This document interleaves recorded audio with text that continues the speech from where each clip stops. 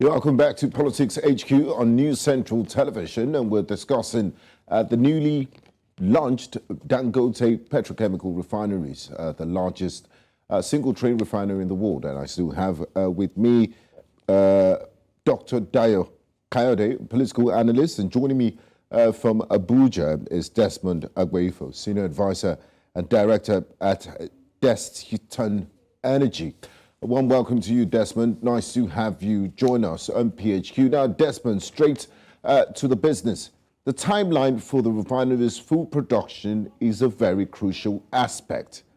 Can you provide more information on the expected timeline for the Dangote refinery to start refining crude and gradually increase in production and ultimately reach full capacity? What months, what years are we looking at?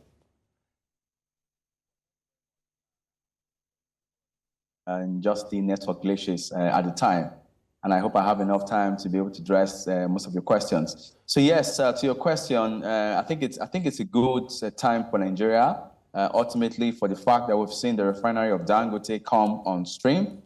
We saw yesterday the president and his entourage gathered in the site of the refinery to be able to commission the 650,000 barrels per day refinery.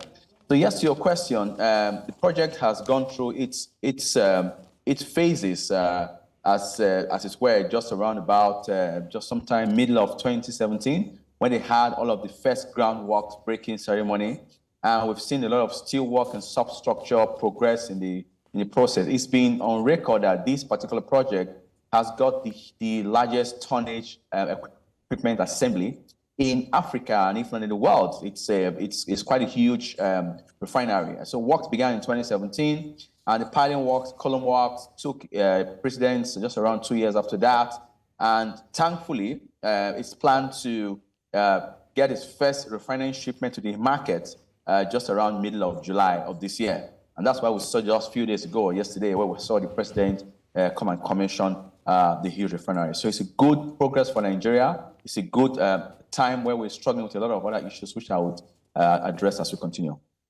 I mean, it's positives, all positives from you, Desmond, but looking at Nigeria as a country, you will say it's not Uhuru. So I'll stay with you, Desmond, on this question before I move to Dr. Dayo Kayode. Now, Desmond, considering Nigeria's decline in oil production due to, industrial scale theft, pipeline vandalism, and underinvestment, how will the Dangote refinery secure a consistent supply of crude, which is very crucial for its operations? Are there contingency plans in place to mitigate any potential shortages? Yes, absolutely. First of all, in scale, the Dangote refinery has its capacity up to 650,000 barrels per day, and that's huge, just about the biggest in the world. And we've seen the remarks from the president and even from the comments from the CBN governor, Mr. Emefiele, stating clearly that the Dangote refinery would have just about 300,000 barrels of oil per day guaranteed offtake from the Nigerian government, as from the NNPC, and also in exchange of that, it comes to about 20% equity for the NNPC's impact on the project overall delivery of feedstock. So yes, it is. I think it's almost a locked-up covenant from the Dangote's group books to have that amount of volume of crude oil supply to the refinery. Thank you, Desmond. Now back to you, Dr. Kayode. How does the successful operation of the Dangote refinery contribute to Nigeria's broader economic goals and its position in the global petroleum market? Does it signal a revival? Are there any long-term strategic implications for the country's energy sector? You see, no doubt about it that Dangote refinery has been able to rewrite our name in the global participation of crude oil refinery. All right. And there's no also doubt about it that particular refinery will, if certain conditions are met, which I've enumerated earlier, it will contribute meaningfully to our GDP, no doubt about it. All right. But my own stake in this is that, to what extent is Dangote Refinery going to crash or reduce prices of petroleum products to Nigerians? Let me tell you this. Before, we were having only Nitel providing telecommunication for us. You will have to leave your house to a particular business center to go and make calls if you want to call abroad, and we knew how much we were calling them. But when MTN and Econet came, the prices of calls, both local and international, reduced. So mine is, to what extent is this particular refinery going to bring down? Because that is where our Nigerians will realize that, yes, we have a Dangote refinery.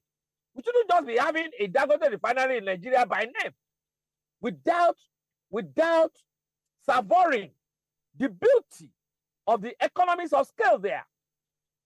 So if Dangote refinery is here in Nigeria, and the prices of petroleum products, including aviation fuel, kerosene, remains the same or still going up, then for goodness sake, what's the essence of having Dangote refinery?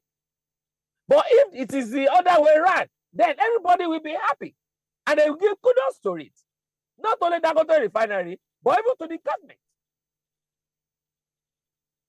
You, Desmond, I want you to touch on this subject. And as an energy expert, a lot of Nigerians are hoping that, this birth of the Dangote refinery will crash prices of petroleum products and all the derivatives in Nigeria. Is it as simple as that?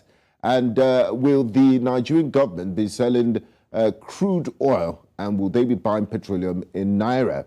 And also, in terms of foreign exchange, how will the Dangote refinery impact Nigeria's balance of trade and currency reserves? Are there any estimates on the amount of foreign exchange savings that can be achieved through reduced petroleum product imports?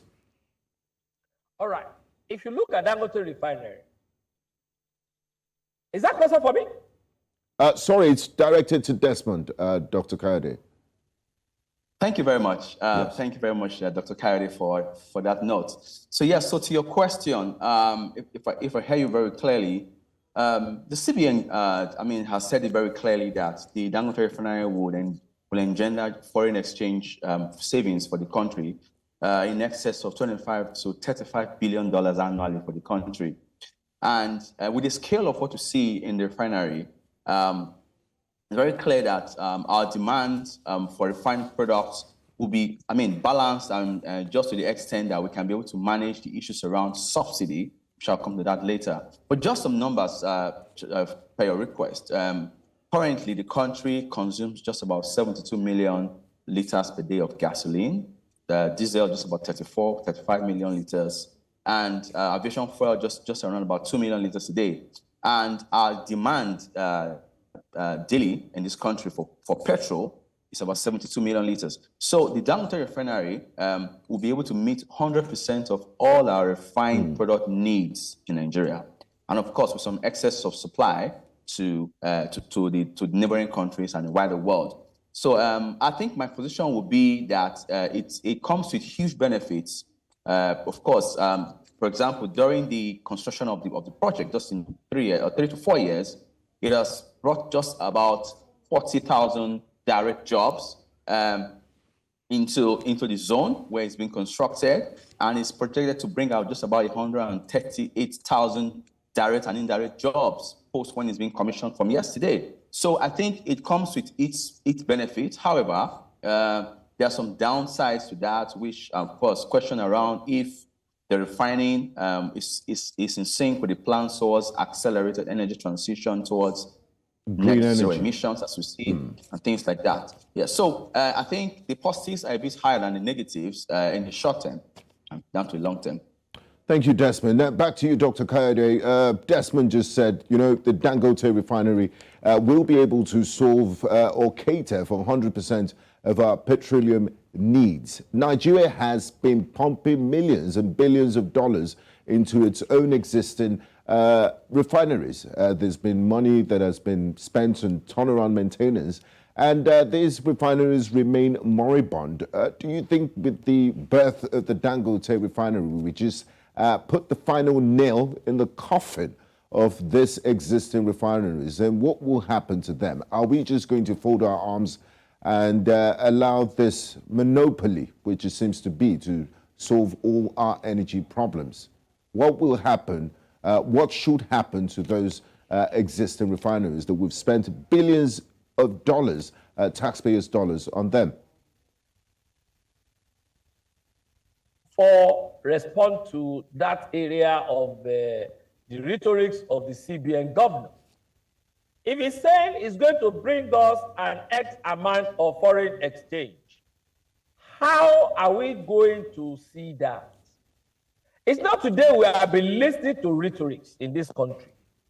All I want is, one, if this one is going to reduce pressure on our naira, to what extent is it going to bring down the foreign exchange? That is the exchange rate of naira to dollar. To what extent is it going? That is what a common man, or that's the language that a... Hello, Dr. Kayode, are you there? We seem to be having some... Okay. And not all these billions or millions or in liters or... No. So what affect the common man in the country? To what extent is it going to affect them? These are the things we are talking about. You know, now looking at the other refineries, in order to stop the monopoly, I think the government should ensure that those refineries are not just working, but also give people that has that capacity to build modular refineries. Give them licenses, allow them to build modular refineries so that this monopoly will be broken. Because either we like it or not, Dangote is a businessman. We are all privy to how much we are buying cement, bags of cement in this country. There's a time somebody did a kind of a comparative analysis on how much cement is being bought in Nigeria and that of, I think, Zimbabwe or Zambia, where he's having another industry there, cement industry there. And it's a Nigerian. It's a Nigerian. So why are we buying it so expensive like that? Comparatively to how much is being sold in, I think, Zimbabwe or so. These are issues. Look at when we had the corona issue in this country. There was a day he said, okay, he's giving so amount of money to federal government as palliative on for COVID-19. The following day, he increased the prices of his commodities. It's a businessman, and you won't blame him. Exactly. It's not a charitable organization, and it's there to make profits at the end of the day. Social services in this country. Yes. Thank you, Dr. Kayode. Now, Desmond, as we begin to wrap up our conversation on this very historic feat of the commissioning of the Dangote refinery, can you provide more details on the potential multiplier effect of the Dangote refinery on related industries and sectors in Nigeria? How might it stimulate growth and investment in areas such as transportation, logistics, and petrochemical manufacturing? All right, thank you very much. I think my first point around the overall impact of the refinery, I'll take two positive view and also take a contrary view on the third point. My first point to be around, of course, as my co-speaker has alluded, the reduced, it will come with reduced oil import dependence, and we've seen in recent times where we've been struggling with our refined products, which hits the market. It comes with a lot of issues And of course, there are a big conversation around issues about subsidy. And the NNPC's CEO has stated that the country spends 400 billion every month just to keep oil in our tanks. And on the average, we spend just about 200 naira per liter as additional buffer from the government to give us fuel. So I would come from the point of economics. That's a huge shortage for the government. So the refinery comes with this benefit towards reduced oil dependence. And another point that I'm going to address, this is now to your question, is it's provide a huge support to allied industries. And if we see clearly with the establishment of this refinery, we see that it's very, very likely to reduce the cost of production for industries that rely on petroleum products such as diesel and powering of other industrial scale. And in turn, it will increase the competitiveness of the global market while promoting local industry capabilities. The refinery should be able to create an environment that will stimulate jobs, of course, creating more entrepreneurial opportunities. We've seen jobs. It's been projected to bring about just about 40,000 direct jobs, and also increase our participation locally. Because currently, from the NBC's report, Nigerian unemployment rate stands about 40.6% this year. And in full operation, I think we expect about 250,000 direct and indirect jobs. I think this is a fair estimate in my analysis to ensure that it brings good value. Thank you very much, gentlemen, for your profound analysis. It was an absolute pleasure having you both join me tonight in Politics HQ. Thank you very much, Desmond Agboifo, Senior Advisor and Director at Desyton Energy, joining us live from Abuja, and of course, Dr. Dayo, Kayode, Political Analyst. We do appreciate your insight, candor, and contribution to the program. Thank you. Thank you very much. And it's a pleasure. Well, thank you so much.